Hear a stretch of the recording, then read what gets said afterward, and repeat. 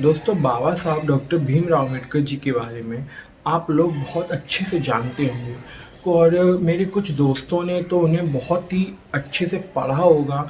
बाबा साहब डॉक्टर अम्बेडकर जी की जो फेमस 21 बुक्स हैं, जो उनका संपूर्ण बांडमय है, उसको भी कुछ लोगों ने ज़रूर पढ़ा होगा। 21 किताबें हैं और उनमें पूरा सार है उनके जीवन का। लेकिन फिर भी बाबा साहब के बारे में आप सब कुछ नहीं जान पाएंगे, और ये 10 फैक्ट जो आज मैं आपको बताने जा रहा हूँ, ये तो आप बिल्कुल भी नहीं जानते होंगे। हो सकता है कुछ लोग जानते हो, लेकिन वो गिनती के ही लोग होंगे जो इस बारे में जानते होंगे।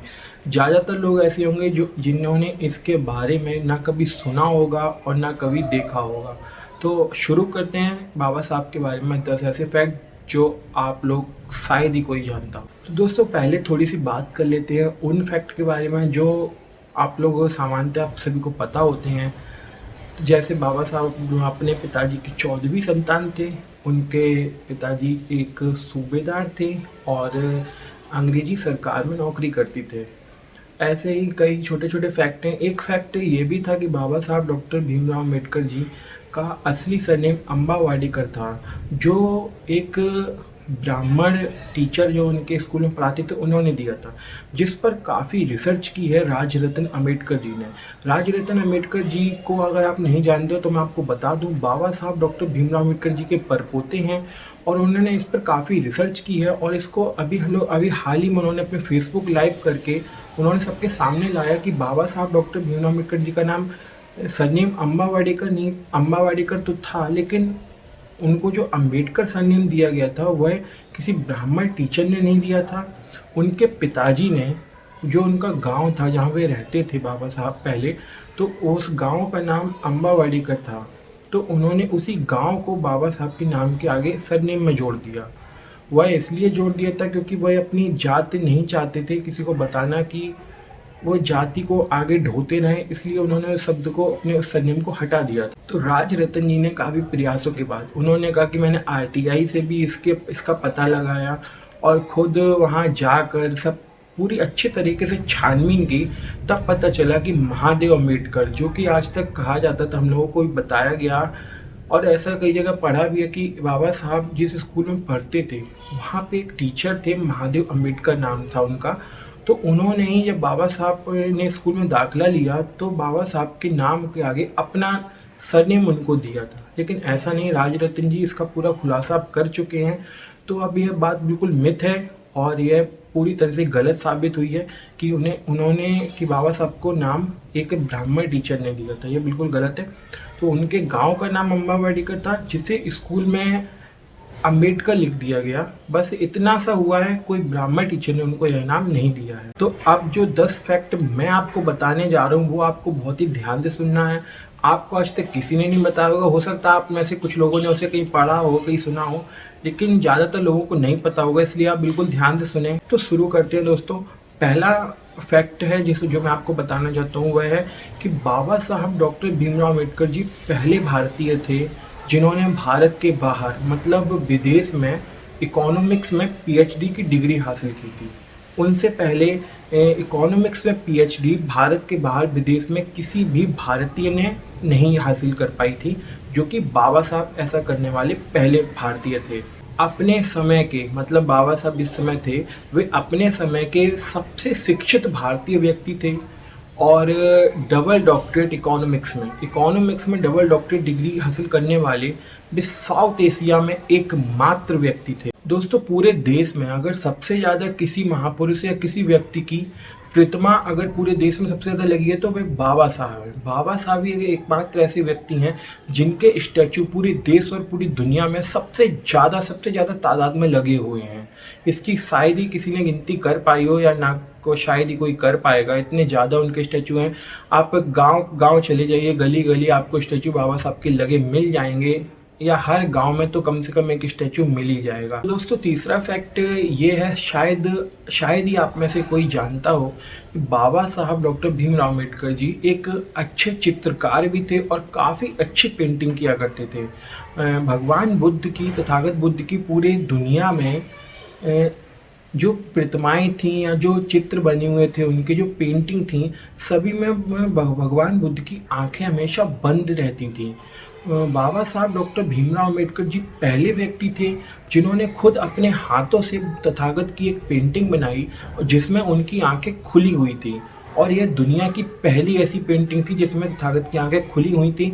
इससे पहले तथागत की खुली हुई आंखों वाली पेंटिंग, प्रतिमा या चित्र इससे पहले किसी ने नहीं बनाया था। तो आप में से ऐसे कितने लोग हैं जो ये जानते होंगे कि बाबा साहब का पहला स्टैचू कब लगाया गया था और कहाँ पर लगाया गया था? दोस्तों, बाबा साहब का पहला स्टैचू 1950 में, जब बाबा साहब जीवित थे तभी लगाया गया था 1950 में, और यह कोल्हापुर शहर में लगाया गया था। बाबा साहब डॉक्टर भीमराव अम्बेडकर जी को बोधिसत्व बाबा साहब डॉक्टर भीमराव अम्बेडकर हम लोग कहते हैं। लेकिन बोधिसत्व उन्हें कब से कहा जाता है और क्यों कहा जाता है, क्या इस बारे में आप जानते हैं? कई लोग इस बारे में नहीं जानते होंगे, तो उनको मैं बता देता हूँ। 1954 में वर्ल्ड बुद्धिस्ट काउंसिल का एक सम्मेलन काठमांडू, नेपाल में हुआ था, जिसमें बड़े बड़े बौद्ध भिक्षुओं ने हिस्सा लिया था।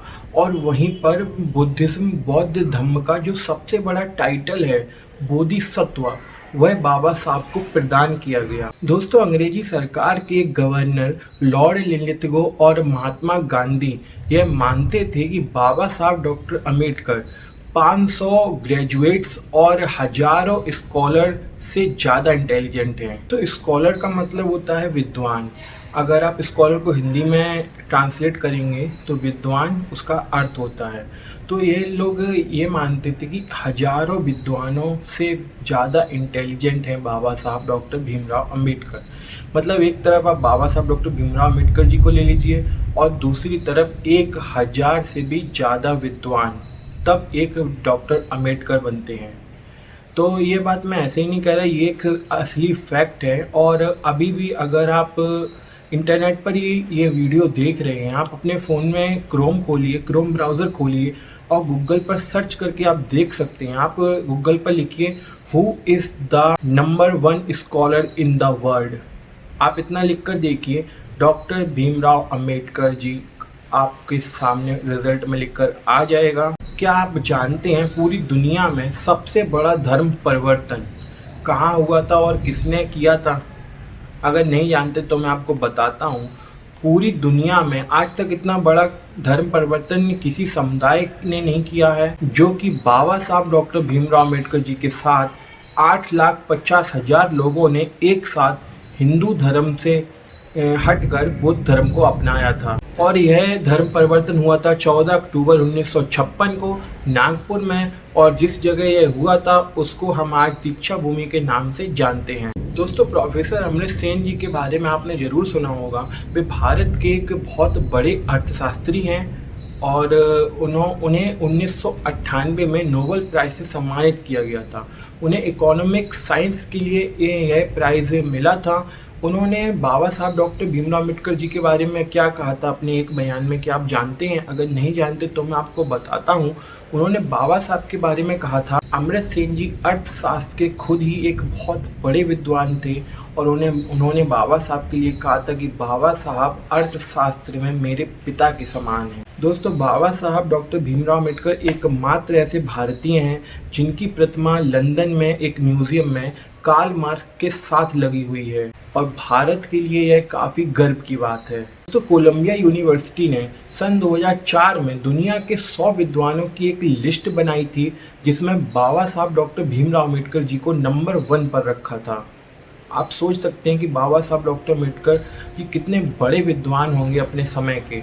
उनके पास से 64 सब्जेक्ट में मास्टर डिग्री थी और 9 भाषाओं का उनको ज्ञान था। और लंदन स्कूल ऑफ इकोनॉमिक्स में बाबा साहब ने 8 साल की जो पढ़ाई थी, जो 8 साल में नॉर्मल लोग पढ़ते थे, बाबा साहब ने उसे 2 साल 3 महीने में पढ़कर ख़त्म कर दिया। 8 साल में जो लोग डिग्रियां प्राप्त करते थे, बाबा साहब ने उन्हें 2 साल 3 महीने में ही प्राप्त कर ली। और ऐसा करने के लिए उन्होंने 24 घंटे में 21 घंटे पढ़ाई की। बाबा साहब ने 21 सालों में लगभग दुनिया के हर धर्म को पढ़ा और समझा, और उसके बाद जब धर्म परिवर्तन करने की बारी आई तो बाबा साहब डॉक्टर अम्बेडकर जानते थे कि उनके कंधों पर कितना बड़ा भार है। वे जिधर जाएंगे उनके साथ उनके करोड़ों अनुयायी भी उसी धर्म में जाने वाले हैं। तो वे चाहते थे कोई ऐसा धर्म जो जाति पात छुआछूत से बिल्कुल दूर हो, और एक ऐसा धर्म हो जिससे व्यक्ति जिस पर चल के अपना खुद कल्याण कर सके। तो ऐसा कल्याणकारी धर्म, तो बाबा साहब एक ऐसे शांतिप्रिय और मानवतावादी धर्म की तलाश कर रहे थे, तब उन्हें बौद्ध धर्म मिला और उन्होंने अपने लाखों अनुयायियों के साथ बौद्ध धर्म को स्वीकार किया। तो क्या आप जानते हैं बाबा साहब डॉक्टर भीमराव अम्बेडकर जी की ऑटोबायोग्राफी, जो एक 20 पेज की किताब है जिसका नाम वेटिंग फॉर वीज़ा है, उसे कोलंबिया यूनिवर्सिटी में आज भी एज ए टेक्स्ट बुक पढ़ाया जाता है। दोस्तों, ये कुछ ऐसे फैक्ट थे बाबा साहब डॉक्टर भीमराव अम्बेडकर जी के बारे में जो आप लोगों में से कई लोग इन्हें नहीं जानते होंगे। तो मैं मिलता हूँ आपसे अगली वीडियो में, तब तक के लिए नमो बुद्धाय, जय भीम। अगर आप पहली बार ये वीडियो देख रहे हैं इस चैनल पर तो आप चैनल को सब्सक्राइब करके जरूर जाना।